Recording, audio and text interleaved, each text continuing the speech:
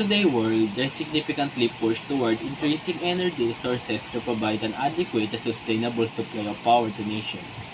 This global goal is driven by the urgent need to combat climate change, reduce greenhouse gas emissions, and ensure a reliable energy supply for future generations.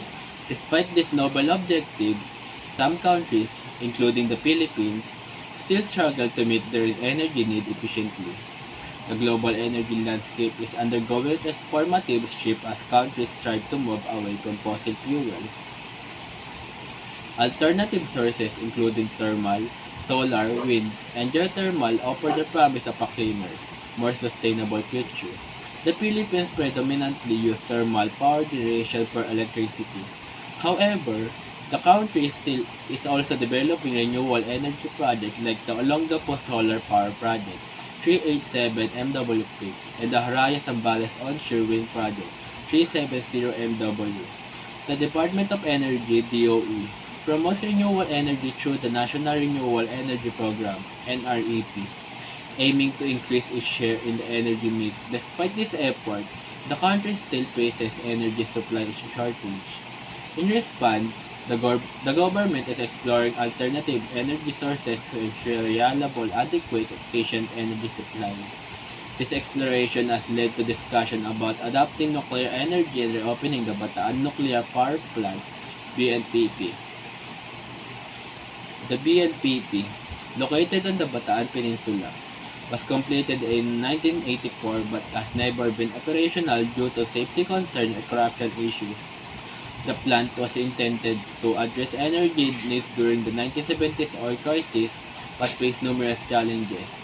Discussion about reactivating the BNPP resurfaced when former President Duterte signed Executive Order No. 164 or the adopting national position for a nuclear energy program and for other purposes as part of the Philippine Development Plan 2017 to 2022. Currently, President Marcos also supported this initiative as the Malampayan natural gas fields, currently supplying 30% of the Luzon energy consumption, are expected to be depleted by 2024 to 2025. President Marcos is aiming an eye to reopen and start the operation of the BNPP. However, public opinion remain divided, with concern about safety and environmental impact continuing to be major points of contention. Some analytics are also concerned whether the Philippines is ready to adopt the nuclear power operation. The readiness of the Philippines for nuclear energy is a matter that requires careful scrutiny, while nuclear energy presents a potential solution to our country's growing energy demands. The risks and challenges must be weighed meticulously. First and foremost, Philippines' geographical location in the Pacific Ring of Fire poses significant risks for nuclear power, such as earthquake and volcanic activity.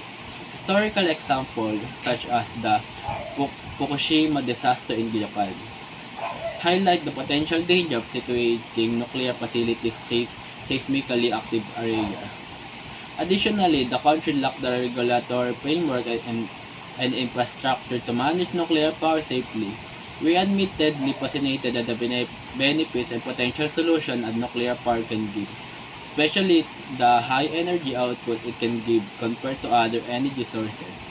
Nuclear power can generate a large amount of electricity with a relatively small amount of fuel.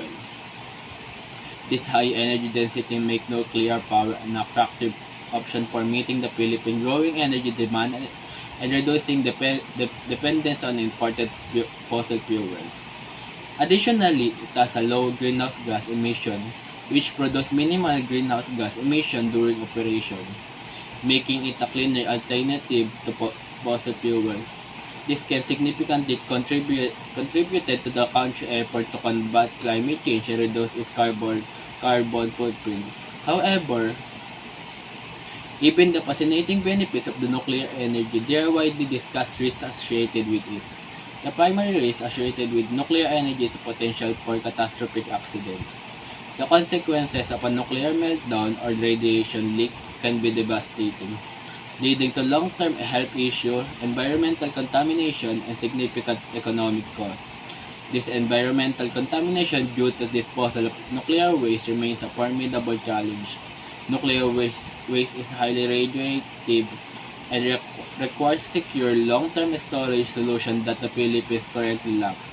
Furthermore, the environmental impact of potential accident and contamination of natural resources cannot be overlooked, as this can enter the food chain, posing risk to wildlife and human who consume contaminated food or water. Lastly, the initial investment for nuclear power plants is substantial, often running into billions of dollars. Given the country's financial stability, this can result in financial burden that constrain the country budget and divert resources from the other critical areas such as healthcare, education, and infrastructure development. Overall, the readiness of the Philippines for nuclear energy needs careful consideration of these challenges' potential benefits. Establishing a comprehensive nuclear safety regime, developing expertise in energy and ensuring public trust are critical components that require significant time and investment. Given the Philippine energy crisis, I firmly oppose the adoption of nuclear energy of the country. Despite the benefits of nuclear energy, the recent challenges it presents are too significant to overlook, especially in light with the current economic environment condition instead. Instead of pursuing nuclear energy, the Philippines should prioritize developing conserving its renewable energy resources. The country has significant potential in solar, wind, geothermal, and hydroelectrical power, which offer safer, more sustainable, economically viable energy solutions.